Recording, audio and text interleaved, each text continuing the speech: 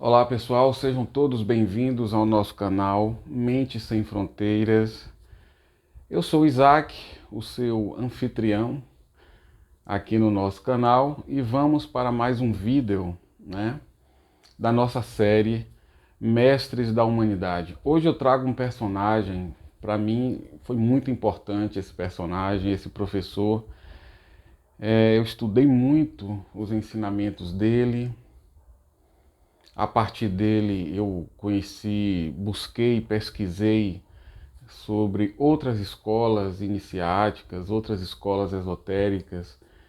A partir dele eu estudei muito a psicologia Sufi, que é uma psicologia milenar, extremamente mais profunda do que a nossa psicologia ocidental, a nossa psicologia que a gente estuda aí nas faculdades, né? E eu posso falar sobre isso porque eu sou psicólogo.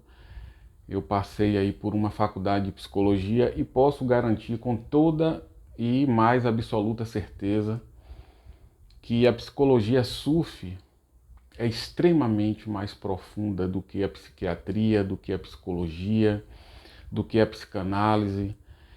Então, através deste professor que eu trago hoje aqui, eu consegui ter acesso, ter informações que sem ele eu não teria tido essas informações. E a partir dele eu fui buscar conhecer mais sobre o sufismo, a psicologia sufi e busquei mais informações sobre escolas esotéricas sufi, as escolas do deserto, né?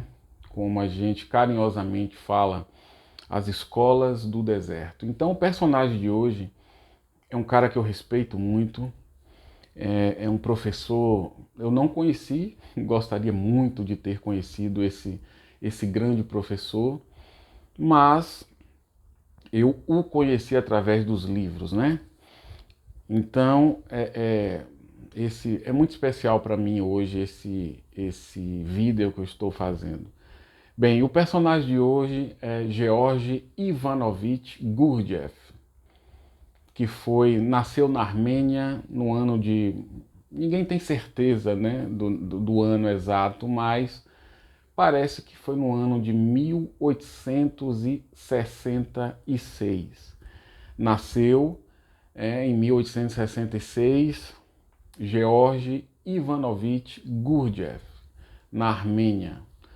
O pai dele morreu quando ele tinha 9 anos de idade e o pai deixou Gurdjieff sob os cuidados de alguns amigos dele, né?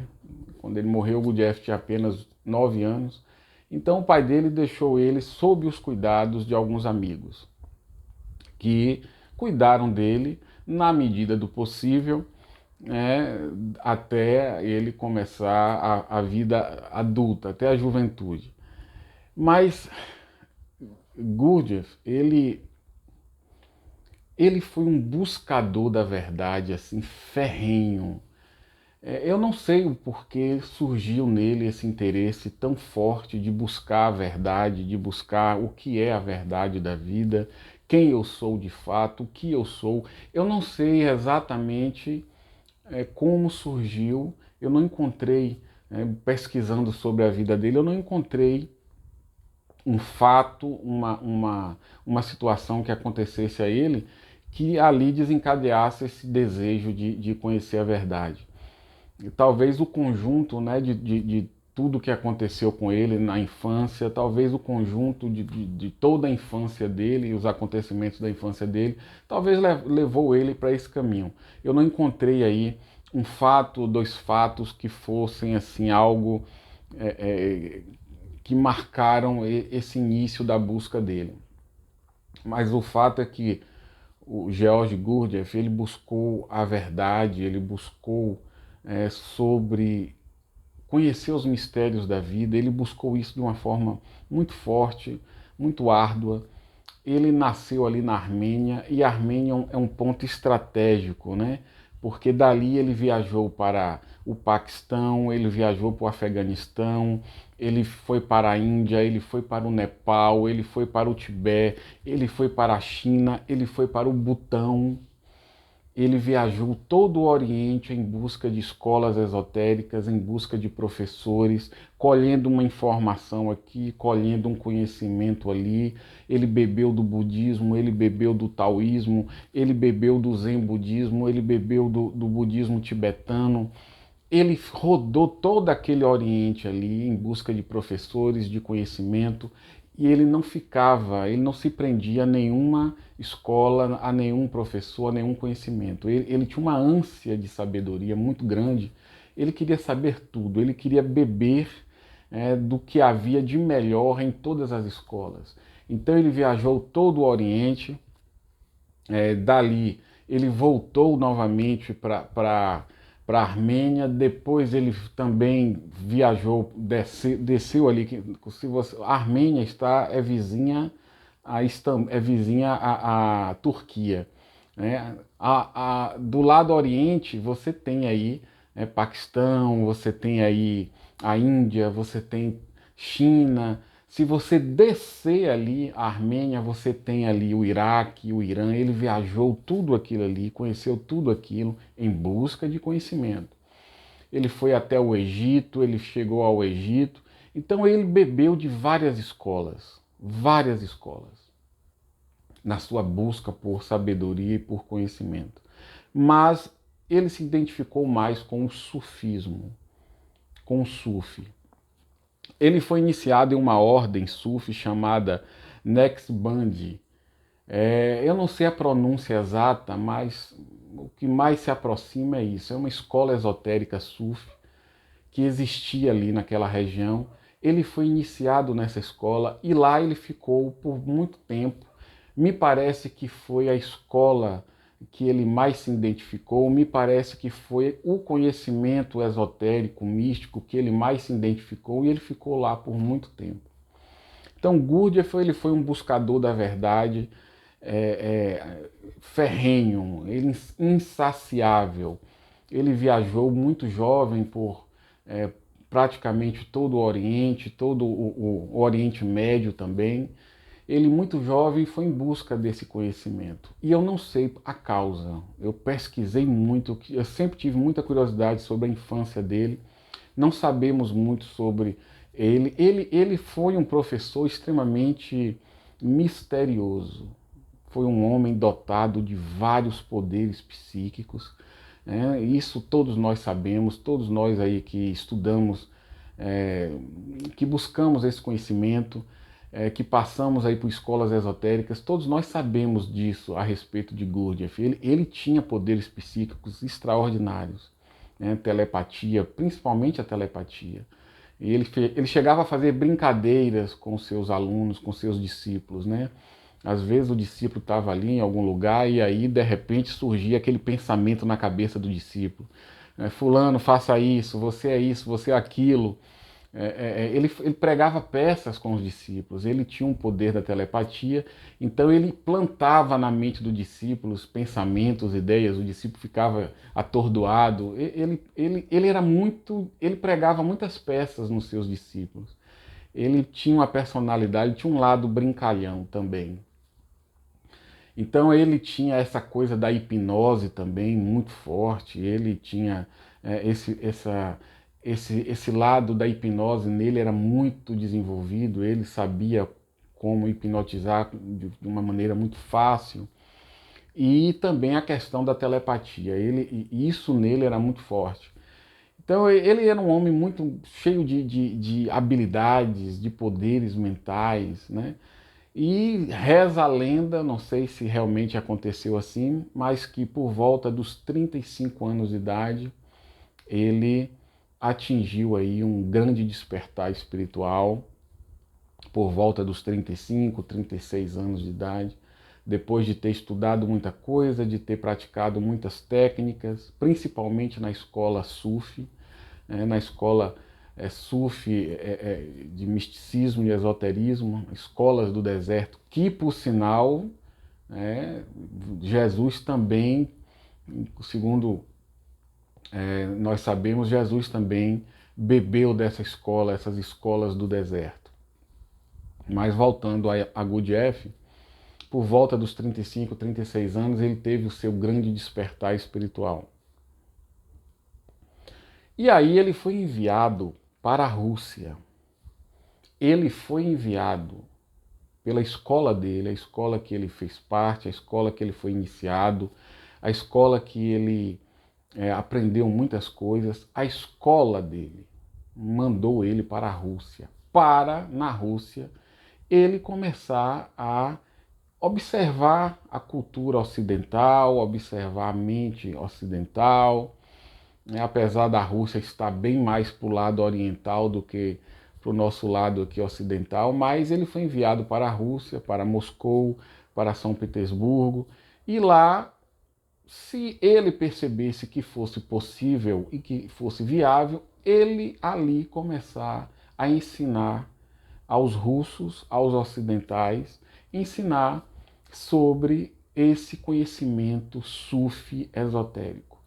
E assim Gurdjieff fez. Ele foi para a Rússia, para Moscou, e ele ficava transitando entre Moscou e São Petersburgo. São Petersburgo, Moscou. Ele ficava transitando ali. Lá ele montou uma escola e começou a ensinar de uma forma muito sutil esses ensinamentos. Lá ele conheceu Ouspensky, que foi talvez o seu discípulo mais famoso. Ouspensky na época já era um escritor extremamente famoso, conhecidíssimo em toda a Europa, né? Ouspensky era um escritor muito famoso na época e se aproximou de Gurdjieff para conhecer, ter acesso a esses conhecimentos. Mas aí estourou lá a Revolução Russa, né? Por volta de 1917, estourou a Revolução Russa e então Gurdjieff, com alguns discípulos, alguns alunos, fugiu da Rússia e se instalou em Paris, né, nos arredores de Paris. E lá ele, de fato, criou o instituto dele de desenvolvimento do homem e em Paris ali ele se fixou, né, realmente ali fez de Paris a sua residência oficial e lá ele criou esse instituto de desenvolvimento do homem e começou de fato a ensinar como uma escola aos seus alunos.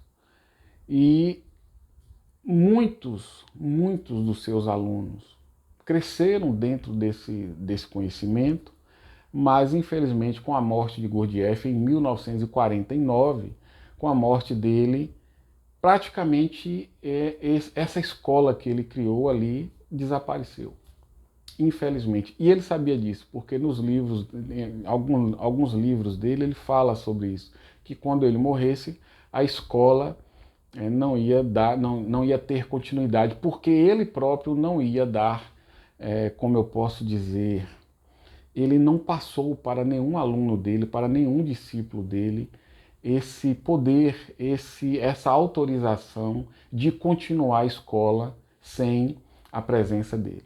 Então ele não passou, ele não deu essa autorização a nenhum discípulo, a nenhum aluno dele que continuasse com a escola, na ausência dele. Então, como ele não fez isso, acabou morrendo em 1949 e aí a escola acabou.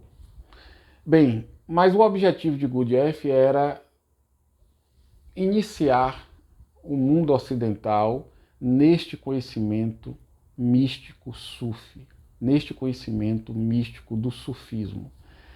Se você for pesquisar sobre Gurdjieff, você vai ver muitas pessoas chamando ele até de charlatão, um enganador, um embuste. Gurdjieff era um embuste, era um charlatão. Eu quero dizer que essa era a intenção dele, tá? Gurdjieff escolhia a dedo os seus discípulos. Gurdjieff tinha consciência do poder que era, do poder que existia naquele conhecimento que ele ensinava. Gurdjieff tinha plena consciência do poder, né, que o indivíduo adquiria com aquele conhecimento e ele escolhia os discípulos dele a dedo. E o conhecimento ele passava oralmente, ele passava de forma oral, ele ensinava oralmente aos seus discípulos o que ele tinha o conhecimento que ele deveria passar, ele passava oralmente, nada era escrito. Isso era algo já, Gurdjieff já havia pensado sobre isso. Ele não queria que esse conhecimento fosse vazado. Então ele passava oralmente, nada era escrito, só depois que Ouspensky e alguns discípulos escreveram algumas coisas, mas sob a supervisão dele. Ele supervisionava. Esse livro, por exemplo, aqui, foi escrito por Ouspensky, Fragmentos de um Ensinamento Desconhecido. Esse livro é muito legal, Em Busca do Milagroso. Esse livro foi supervisionado por Gurdjieff. Antes de ser publicado, Gurdjieff deu o aval, né? Então, essa coisa de muitas pessoas chamarem Gurdjieff de charlatão e tal, foi por conta do próprio comportamento dele. Ele era uma pessoa extremamente reservada, os discípulos dele eram escolhidos a dedo. Para você ter uma ideia, só para você ter uma ideia, uma curiosidade a respeito dele. Quando ele ia dar uma palestra, quando o Gurdjieff resolvia dar uma palestra para o público, aí ele mandava os discípulos dele avisar, né? Olha, faz um cartaz aí avisando que eu vou fazer uma palestra, tal dia, tal hora, tal local. E aí os discípulos divulgavam, olha, George Gurdjieff vai fazer uma palestra, tal, o assunto, o tema é esse, vai ser em tal local, tal dia, tal horário.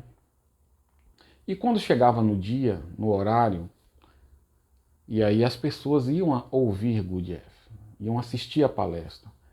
E aí Gurdjieff chegava para os seus alunos, seus discípulos, e perguntava, quantas pessoas estão aí? Aí os discípulos, olha, está lotado, a escola está lotada, está cheio de gente, o auditório está...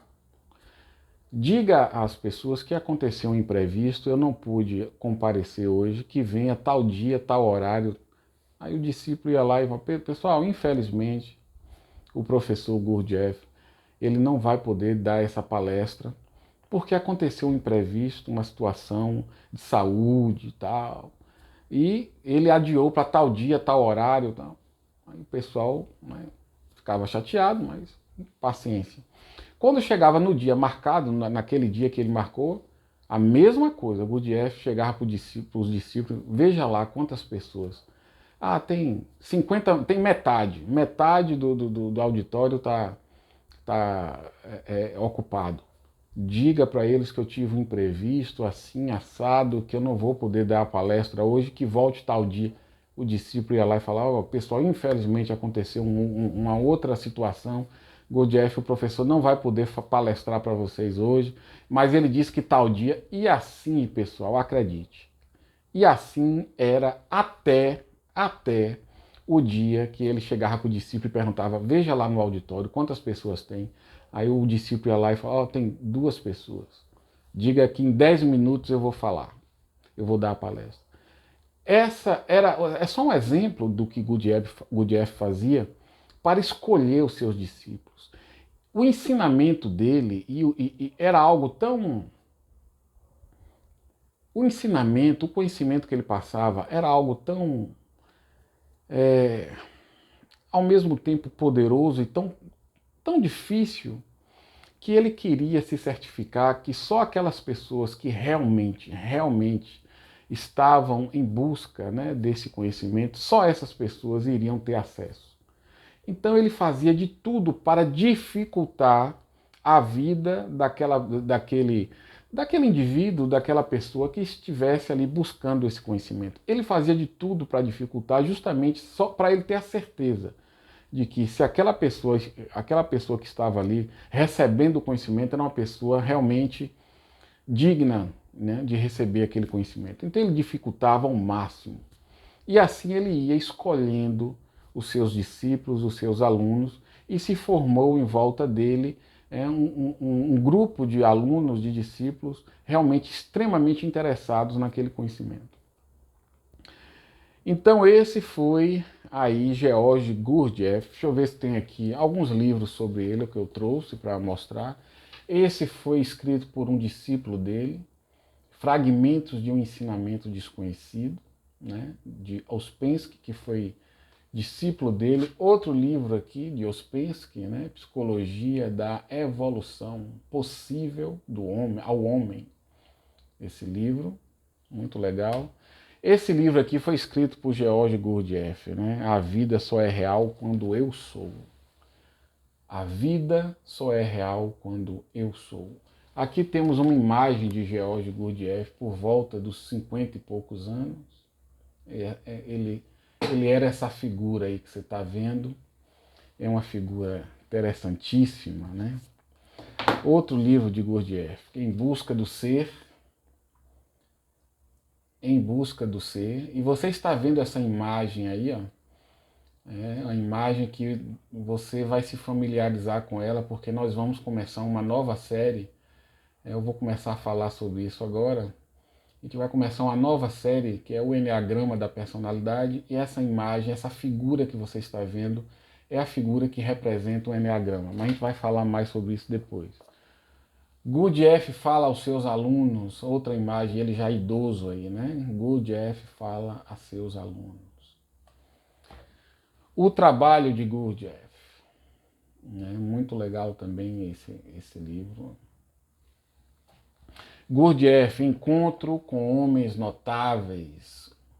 Eu mostro esses livros porque de repente tem alguém aí, alguma alma perdida buscando conhecimento, buscando orientação. Então eu acabo mostrando esses livros que é um mapa, né? Um livro desse é um mapa, né, que você vai usar para se conhecer. Outro livro interessante aqui, né? São Gurdjieff, Ouspensky e Maurice, que são dois discípulos dele, né? Que atingiram também um alto nível, de consciência. Então, tá aí. E o que eu vou concluir esse vídeo falando sobre o Enneagrama. Pessoal, eu acho que não vai dar para... Eu vou concluir em outro vídeo, porque eu vou ficar correndo aqui e eu não gosto de ficar correndo em vídeo. Mas nessas viagens de Gurdjieff, nessas buscas, né, que ele fez em busca aí de conhecimento pelo Oriente Médio, ele teve acesso a muitos conhecimentos. E um desses conhecimentos foi o Enneagrama, que eu vou falar sobre o Enneagrama no próximo vídeo. E vou também criar uma série sobre o Enneagrama que é muito interessante, ok? Então no próximo vídeo eu falo sobre o Enneagrama, a gente continua esse bate-papo. Um grande abraço a todos e a gente se vê no próximo vídeo falando aí sobre o Enneagrama. Um grande abraço.